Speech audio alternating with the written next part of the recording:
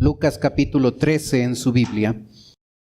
Empezamos en el versículo 1. Lucas capítulo 13, versículo 1. La Biblia dice: en este mismo tiempo estaban allí algunos que le contaban acerca de los galileos cuya sangre Pilato había mezclado con los sacrificios de ellos.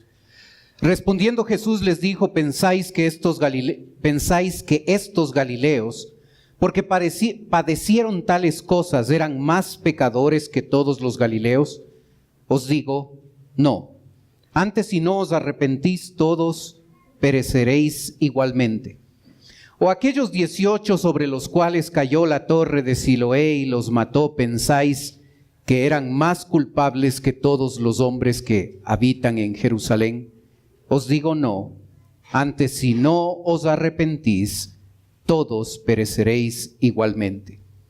Dijo también esta parábola. Estamos en Lucas capítulo 13, versículo 6. Dijo también esta parábola. Tenía un hombre una higuera plantada en su viña, y vino a buscar fruto en ella y no la halló, y dijo al viñador: he aquí hace 3 años que vengo a buscar fruto en esta higuera, y no lo hallo. Córtala, ¿para qué inutiliza también la tierra? Él entonces respondiendo le dijo: Señor, déjala todavía este año, hasta que yo cave alrededor de ella y la abone, y si no diere fruto, bien, y si no, la cortarás después. El ser humano tiene diferentes maneras de interpretar las calamidades en la vida. Nuestro pueblo en los últimos meses ha sufrido de algunas calamidades en la costa, varios temblores y varias situaciones complicadas. Y más de uno ha llegado a hablar acerca de por qué Dios permite que gente muera, por qué permite que sucedan ciertas cosas, ciertas catástrofes. Algunos afirman que es Dios castigando el pecado de la gente. Otros tienen diferentes opiniones. Antes de estudiar esta pequeña parábola de la higuera improductiva, cierta gente se acerca a Jesucristo, y usted lo ve en el versículo 1, y le recuerdan a Jesús un evento, una noticia que había llegado a ser algo bastante conocido, que causó impacto en la comunidad judía allá en Jerusalén. En los 3 primeros versículos se habla de esto: la masacre de un grupo de galileos a manos de Pilato, quien mezcla la sangre con el sacrificio de ellos. Ciertos sacrificios que se llevaban al templo requerían que los judíos entraran al templo y pusieran sus manos en el animal como símbolo de reconocimiento que en vez de que el animal muera, deberíamos estar muriendo nosotros, pero por la gracia de Dios es el animal el que muere. Una ilustración tremenda de lo que Jesucristo pocos días después va a hacer en la cruz de Calvario. Estos judíos galileos entran al templo y ponen su mano sobre el sacrificio. Y mientras ellos están haciendo eso, Pilato ingresa con unos soldados al templo y les mata. Esto produce un shock en la comunidad judía y no entienden por qué. Y como esto había sido una noticia tremenda, estos hombres se acercan a Jesús para recordarle lo que había sucedido. Y Jesús dice: ¿pensáis que estos galileos, porque padecieron tantas cosas, eran más pecadores que todos los galileos? Os digo, no. Antes, si no os arrepentís, todos pereceréis igualmente. ¿Por qué les ocurrió esta calamidad? ¿Era porque eran pecadores? ¿Era porque Dios les castigó? Después de hacer referencia a esta catástrofe, a esta calamidad, Jesucristo en el verso 3 va a comentarles de otra catástrofe, o aquellos 18 sobre los cuales cayó la torre de Siloé y los mató. ¿Pensáis que eran más culpables que todos los hombres que habitaban en Jerusalén? Os digo no antes, si no os arrepentís todos, pereceréis igualmente. La torre a la que se hace referencia es una torre que se encontraba en el muro exterior de la ciudad. La torre era usada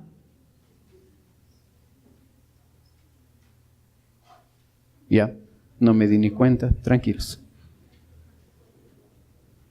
La torre era usada como una torre de vigía. Y esa torre de vigía llegaba a estar en construcción. En la parte histórica se registra el hecho de que estaban construyendo un acueducto en los tiempos de Pilato. 18 murieron. ¿Por qué? ¿Era causa de su pecado? ¿Era causa de que Dios estaba castigándoles? Y Jesús nuevamente dice, no, antes si no os arrepentís, todos pereceréis igualmente. Algunos desastres son el resultado de que Dios castiga a la gente. Otros problemas, otras dificultades, otras calamidades no tienen nada que ver con el castigo de Dios. Observamos gente a lo largo de la historia, buenos cristianos a lo largo de la historia, que les tocó padecer no porque estaban siendo castigados por Dios, sino porque simplemente en el plan de Dios Él permitió eso. Los apóstoles murieron haciendo lo correcto. El propio Señor Jesucristo padeció haciendo lo correcto. Así es que no todas las calamidades son el resultado directo de el pecado y el castigo de Dios. Estas dos calamidades son relatadas por el Señor Jesucristo para mencionar el hecho de la necesidad urgente que el ser humano tiene de arrepentirse y de encontrar en Dios salvación. Los judíos que se acercan a Jesucristo para relatar este primer evento, esta primera catástrofe, creían que ellos no eran pecadores. Creían que el resto del pueblo, poco informado, ignorante, era pecador. Los judíos pensaban que la gente merecía morir. Jesucristo les enseña que nadie merece vivir. Es por la gracia de Dios que Él nos permite vivir. Relatando Jesús estos dos hechos y hablando específicamente de el arrepentimiento, Jesucristo va a ilustrar esta verdad con la historia de una higuera improductiva. Las plantas, los árboles, llegaban a ser importantes. Habían tres que se destacaban en ese tiempo: las palmeras, los olivos y especialmente las higueras. Eran consideradas plantas, árboles sumamente valiosos, al punto que se había generado una cultura no escrita en ese tiempo de que aquel que cortara una higuera, Dios le iba a matar. La higuera era cosechada 3 veces al año. La primera y segunda cosecha era muy buena, especialmente la segunda se utilizaba no para el consumo local, sino se vendía, se exportaba a otras ciudades. La última cosecha muchas veces no era buena, a veces se la dejaba en el propio árbol para que la gente, los pobres, puedan consumirla. La higuera era considerada el árbol más productivo de todos los árboles. Se utilizaba muchas veces fertilización artificial, lo que la parábola dice, que se cavó alrededor de la higuera y se puso algo de abono. Era la técnica en ese tiempo más usada para ayudar a producir al árbol. Es curioso que en el registro histórico se llegue a mostrar que el límite máximo de tiempo que uno podía esperar para que la higuera produzca era 3 años. La higuera improductiva tenía 3 desventajas: no dar fruto, número 1; número 2, ocupar un espacio valioso que podía servir para otra planta, para otro árbol productivo; y número 3, la higuera, por sus grandes y profundas raíces, hacía la tierra improductiva, consumía muchos recursos y no producía nada. En la parábola hay 3 personajes principales. El dueño de la higuera era Dios.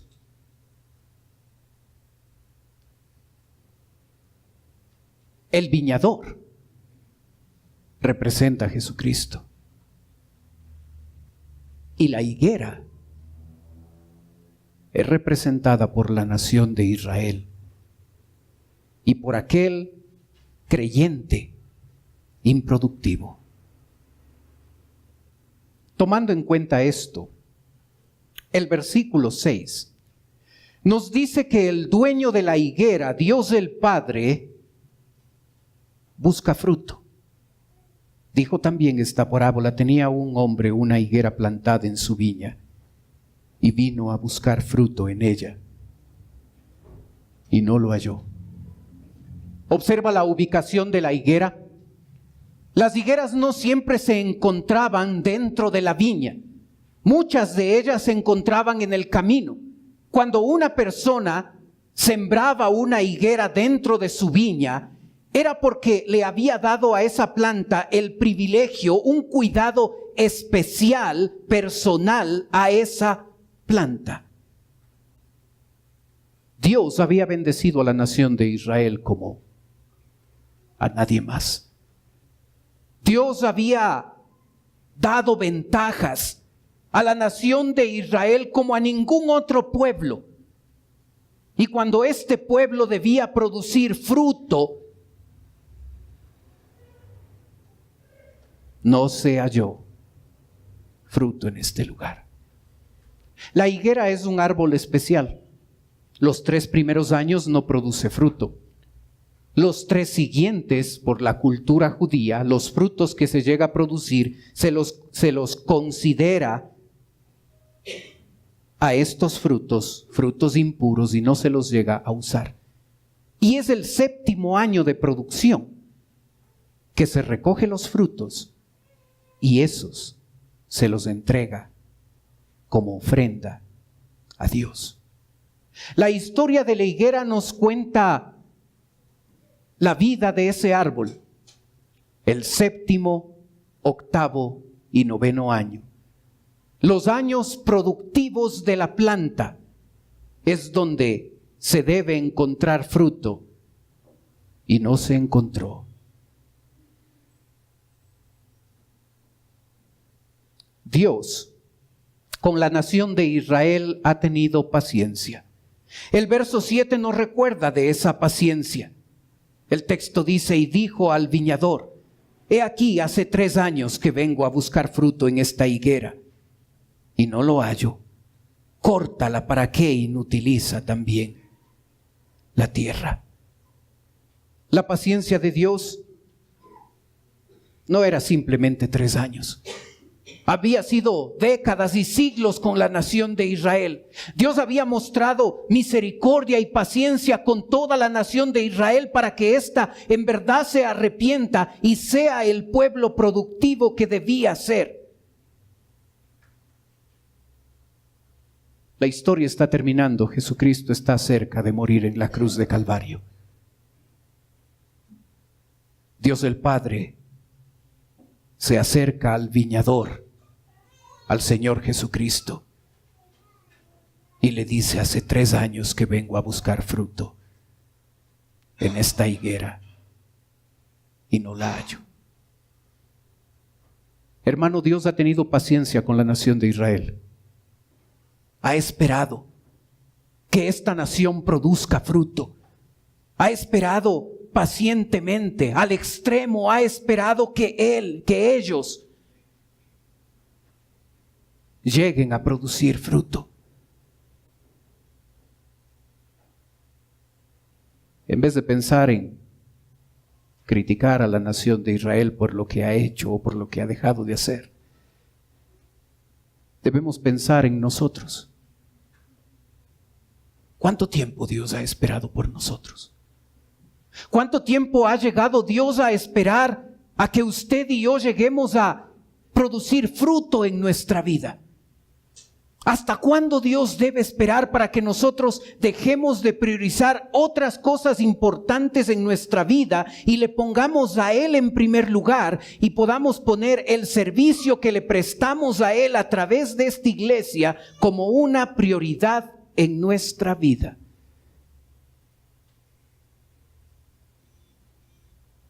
La paciencia de Dios no solo está dirigida al creyente improductivo. La paciencia de Dios, como lo ilustra la nación de Israel, está dirigida a aquel que todavía no conoce del Señor. Y usted puede venir por primera vez a esta iglesia o puede haber venido varias veces acá. Pero si usted no está seguro de su salvación, si usted no está seguro de que si hoy muere, ¿a dónde va? Si no tiene convicción de salvación, de que su destino eterno está en el cielo, no porque es bueno, no porque ha hecho una buena obra, sino porque ha recibido a Cristo como su Salvador personal. Hoy tiene un día más. Hoy le está dando Dios la oportunidad de llegar a Él. Hoy usted tiene la oportunidad de llegar a sus pies y recibirle a Él como Salvador personal. La nación de Israel no estuvo dispuesta. Y a veces el creyente improductivo tampoco está dispuesto. Porque está priorizando otras cosas importantes que primero tiene que concluir, otras metas importantes en su vida que tiene que lograr. Y su servicio al Señor queda en segundo plano.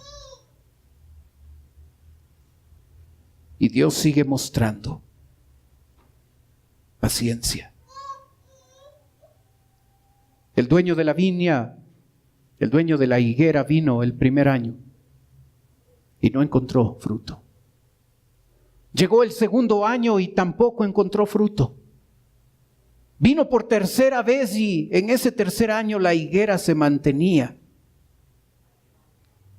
improductiva. Y aun cuando era pena de muerte cortar una higuera porque se creía que era una planta importante, nadie podría culpar al dueño de la higuera de cortarla por su falta de producción.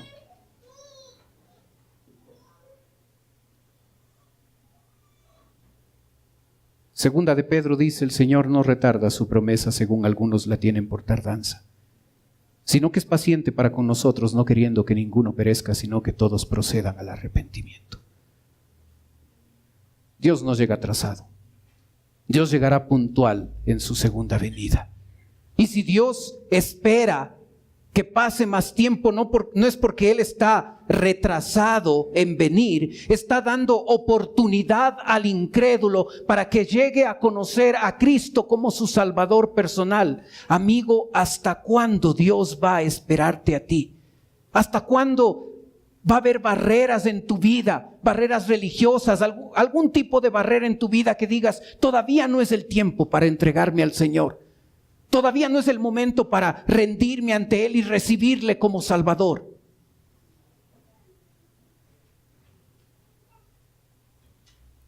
Para la nación de Israel, en esta ocasión, pocos días antes de que Jesucristo muere en la cruz de Calvario, va a llegar a ser su última oportunidad. El verso 8 y 9 dicen, Él entonces respondiendo le dijo, Señor, déjala todavía este año hasta que yo cabe alrededor de ella y la abone. Y si diere fruto, bien, y si no, la cortarás después. Observa. Observa lo que hace el viñador, observa lo que hace Cristo. Hay dos acciones que Jesucristo toma cuando el dueño de la higuera, Dios el Padre, sabe que hay que cortar la higuera. El viñador intercede y le dice, Señor, deja un rato más, ten un poco más de paciencia, has tenido suficiente paciencia, extrema paciencia y misericordia. Espera un rato más. Y la otra acción que el viñador hace es trabajar. Moviliza la tierra alrededor de la higuera con el objetivo de que la tierra que va a poner ahora alrededor de ella tenga los minerales adecuados para que la higuera pueda producir. Llega a abonar esa planta, ese árbol, para que así llegue a producir el fruto que se espera. Y sabe, usted y yo como creyentes deberíamos realizar las dos acciones que Jesucristo acaba de hacer en la parábola. Usted y yo deberíamos tomar en serio nuestro tiempo de oración, orando a Dios por la gente que no conoce de Él. Gente, muchos de ellos que viven alrededor de nosotros, son compañeros de trabajo, son familiares. Nosotros deberíamos dedicar el tiempo suficiente para interceder, para orar a nuestro Dios Padre y decirle, ten misericordia, no vengas todavía. Dale otra oportunidad a esta persona de escuchar tu voz. Pero sabe, aun cuando la oración es importante, la oración por sí sola no basta. Jesucristo trabajó de manera activa en ayudar a la higuera, a la nación no creyente de Israel, para que sea productiva. Usted y yo a propósito debemos acercarnos al incrédulo. A propósito debemos esforzarnos por tratar de que ellos lleguen a conocer de Cristo. A propósito debemos acercarnos y hablarles de Cristo. A propósito debemos vivir una vida santa, diferente, para que ellos sean impactados por el Evangelio del Señor Jesús. Usted y yo necesitamos interceder por el incrédulo. Usted y yo necesitamos trabajar ayudando a ese incrédulo a que llegue a los pies de Cristo. Qué interesante el versículo 9, otra vez obsérvelo. El texto dice, y si diere fruto, bien, y si no, la cortarás después. Es interesante este versículo porque la palabra bien que usted observa ahí no está en el original. La palabra bien lo que está tratando de hacer en el texto es poner puntos suspensivos en esa oración. Y si diere fruto, la esperanza del viñador, la esperanza del Señor Jesucristo, es que la nación de Israel, después de que el propio Señor Jesucristo llegue a mover la tierra y llegue a poner abono en esa planta, en ese árbol, la nación de Israel reaccione y se dé cuenta que debe recibir a Jesucristo como su Mesías. y si diere fruto, y si no, la cortarás después.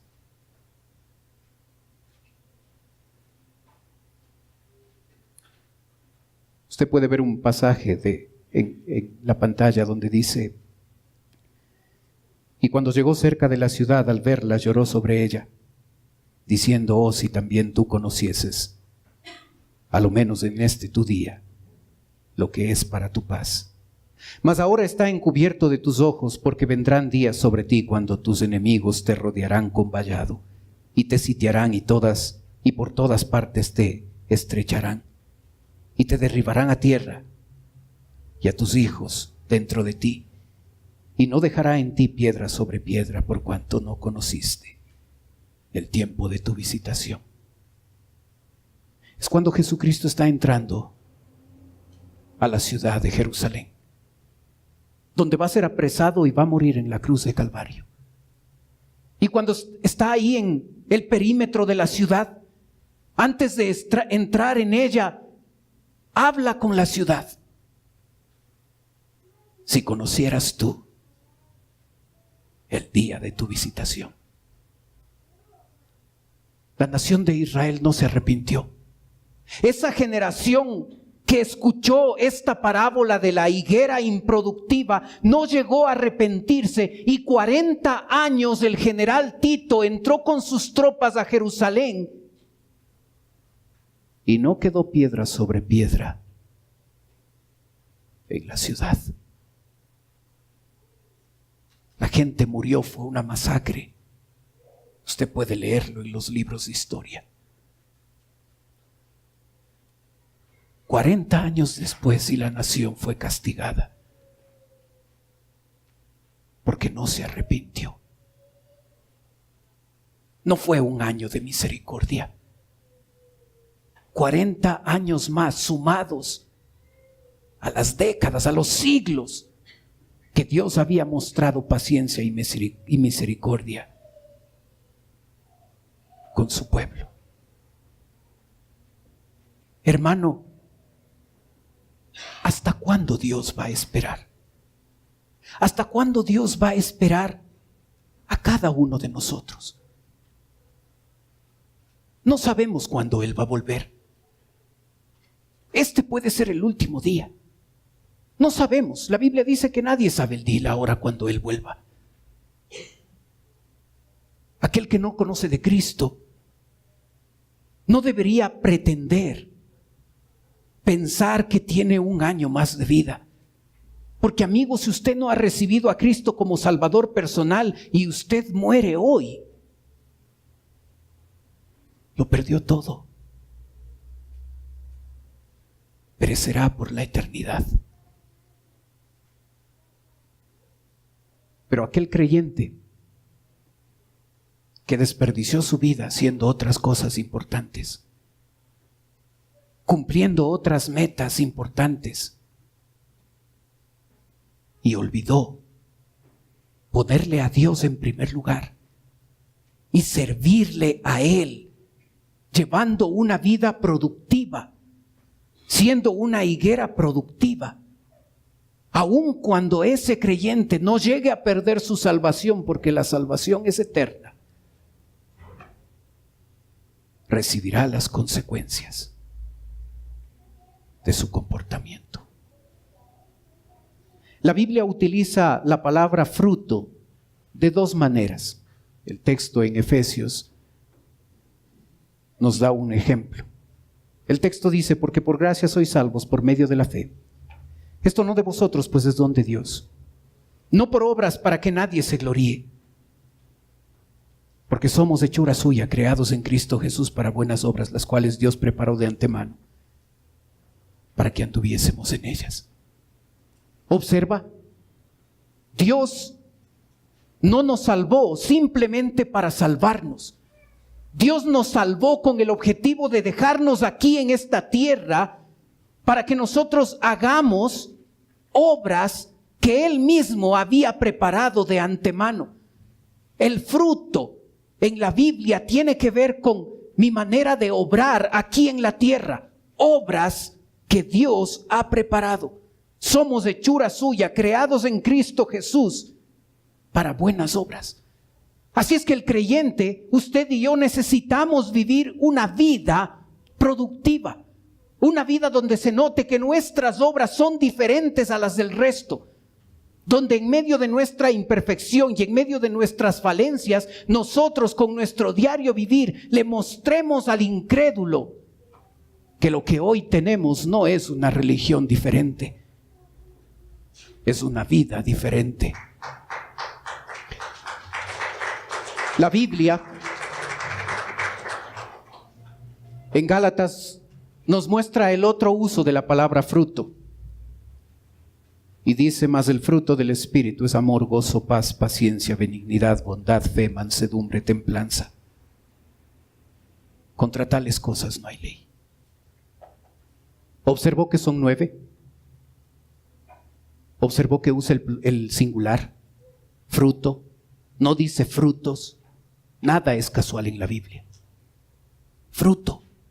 No es producido por nosotros.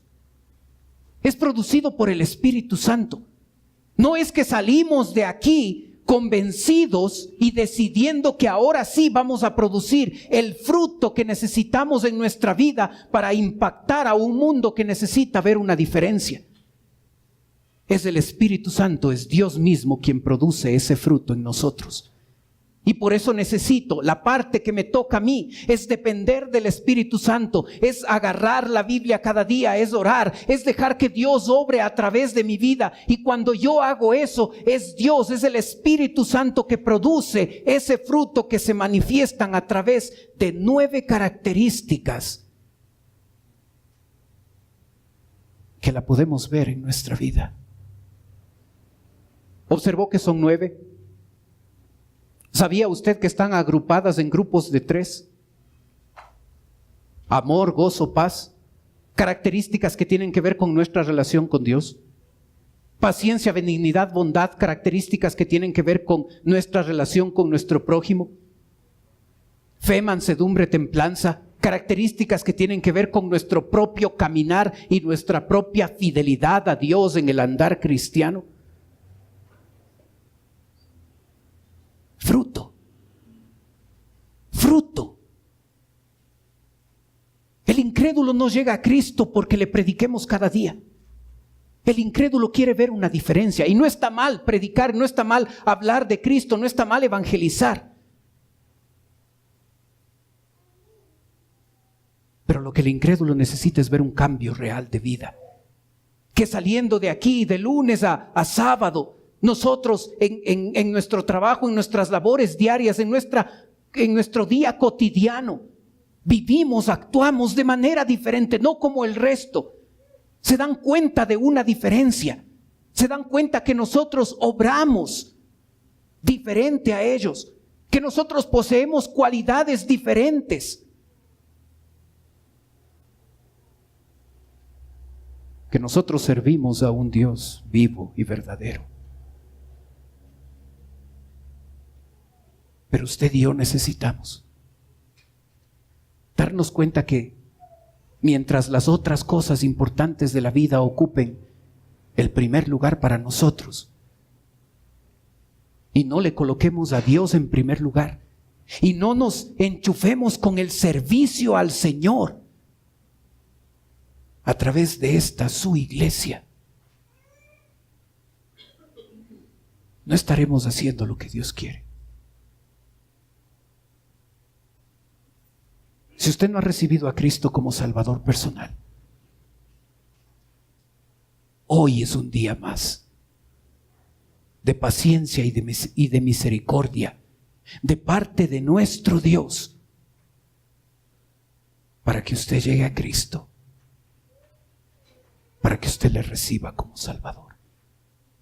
Si usted es un creyente improductivo, quizás muy productivo en lo secular, quizás muy exitoso en otras cosas, hoy puede volver a Cristo. Hoy puede retomar su consagración con Él. Hoy puede tomar la decisión de servirle a Él con su vida. Hermano, es la labor de nosotros los creyentes. La parte que nos corresponde a nosotros es hacer lo que el viñador, lo que el Señor Jesucristo hizo con la higuera. Interceder. No dejar de orar por aquellos que no conocen de Cristo. Orar por nuestros familiares, orar por nuestros compañeros de trabajo. Doblar rodillas y clamar a Dios porque Dios toque la vida de esa gente. Pero orar no basta. Es necesario trabajar. Es necesario movilizar la tierra alrededor de la higuera improductiva. Es necesario abonarla. Es necesario hacer cosas a propósito para que ese incrédulo que conocemos, que pasamos a veces muchas horas con él, llegue a ser confrontado con una vida diferente. Llegue a ser confrontado con un cristianismo real. Llegue a ser confrontado con un estilo de vida transformado. Y entonces el incrédulo tiene posibilidades de recibir a Cristo. Es nuestro trabajo orar. Es nuestro trabajo ayudar al incrédulo a llegar a Cristo. No hay mejor actividad, hermano. No hay mejor actividad que ser un instrumento en las manos de Dios. No hay mejor trabajo que ser usado por Dios para que ese incrédulo que está a nuestro alrededor llegue a conocer de Cristo. No hay mejor servicio que uno pueda prestarle a Dios que ser instrumento para aquel incrédulo, para que aquel incrédulo llegue a acercarse a Jesucristo y le reconozca como Salvador. ¿Hasta cuándo Dios nos va a esperar para hacer lo que debemos hacer? El poeta cristiano dijo: el que no vive para servir, no sirve para vivir. Si nuestra vida no está enfocada en el servicio y en cómo traemos al incrédulo al conocimiento de Dios, las demás cosas pueden ser importantes. Esto es lo esencial. Esto es lo que Él espera que nosotros estemos haciendo. Oremos. Padre Celestial, queremos darte gracias por tu palabra. Gracias, Señor, por ser un Dios paciente. Un Dios con misericordia. Cada día se renueva tu misericordia. Gracias por esperarnos. Gracias porque hace mucho tiempo tú nos esperaste lo suficiente para llegar nosotros a recibirte como Salvador. Gracias porque ahora nos esperas a nosotros, ahora y a tus hijos. Nos esperas para que te sirvamos, para que ayudemos a otros, a los que no te conocen como Salvador, a llegar a ti, para que te conozcan como Dios, como Señor, como Salvador. Ayúdanos, Señor. Ayúdanos a interceder por el incrédulo. Ayúdanos a trabajar en la vida de ese incrédulo a propósito, para que vea una vida diferente en nosotros y llegue a conocer de Cristo. Ayúdanos a que esto sea una meta en nuestra vida. Ayúdanos a que esto sea la meta de nuestra vida. Ayúdanos a ser instrumentos que atraigan a la gente que necesita de ti. Ayúdanos a servirte, al evangelizar, al vivir de manera ejemplar ante los incrédulos que están a nuestro alrededor. Pedimos tu bendición. Mientras usted mantiene sus ojos cerrados, continúe orando, por favor. Puede ser que esta mañana nos está visitando alguien por primera vez. Y si usted viene por primera vez y usted necesita que oremos por usted, mientras los demás tienen sus ojos cerrados, si usted viene por primera vez y necesita oración, levante un ratito su mano y vuelva a bajarla. Gracias, veo su mano. Veo su mano atrás también, gracias. Bájela nomás. Alguien más por primera vez con nosotros.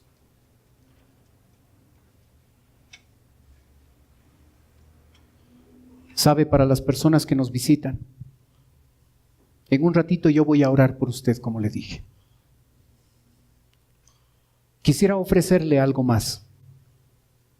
Totalmente voluntario, no se sienta presionado. Si usted desea, usted puede tomar sus cosas. Usted que viene por primera vez, usted puede tomar sus cosas. Y puede pasar a la parte de abajo donde estoy yo. Si usted lo hace, una persona de nuestra iglesia se va a acercar. Le va a llevar a otro lugar y en un lugar privado esa persona va a conversar un momento con usted. Los demás están teniendo sus ojos cerrados para que no le dé recelo, para que no le dé vergüenza de pasar. Pero si desea hacerlo, en este momento con toda confianza venga. Queremos servirle, queremos ayudarle.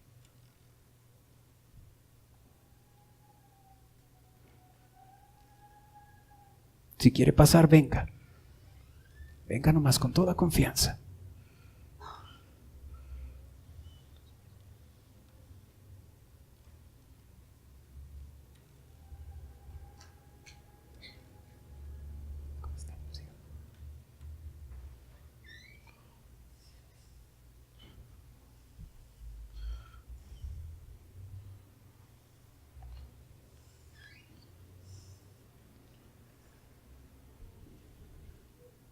Padre Celestial, te ruego por las 3 personas que pasaron. Tú que conoces, Señor, sus vidas, yo ruego que tú puedas suplir sus necesidades conforme a tu voluntad. Te pido, Padre, por la decisión de salvación de estas personas.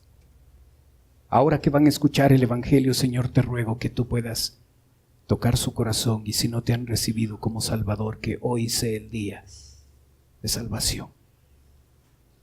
Ayúdanos, Señor, a nosotros tus hijos. Ayúdanos a ser hombres y mujeres que no se conforman con este mundo, no viven de acuerdo a esos principios. Ayúdanos a hacer compromisos contigo de servirte. Ayúdanos a ser ejemplo en amor, en justicia, en verdad.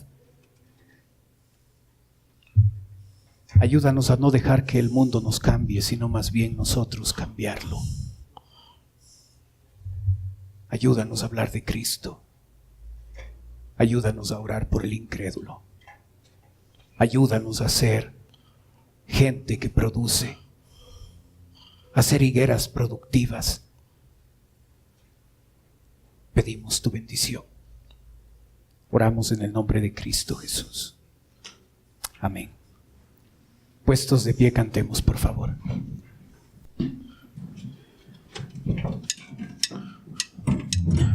Hombres que no se conforman al mundo y su condición. Hombres que harán compromisos para vencer toda tentación. Hombres que sean ejemplo justicia y verdad. Hombres que cambien su mundo y no se dejan por él cambiar. Dios está buscando, Dios está llamando hombres que quieran su mundo impactar, las buenas nuevas de Cristo llevar. Dios está buscando, Dios está llamando hombres que quieran a Dios agradar, hombres que quieran su vida entregar a Él. Hombres que no se conforman al mundo y su condición, hombres que harán compromisos para vencer toda tentación, hombres que sean ejemplo de amor, justicia y verdad, hombres que cambien su mundo y no se dejen por él cambiar. Dios está buscando, Dios está llamando hombres que quieran su mundo impactar, las buenas nuevas de Cristo llevar. Dios está buscando, Dios está llamando hombres que quieran a Dios agradar, hombres que quieran su vida entregar.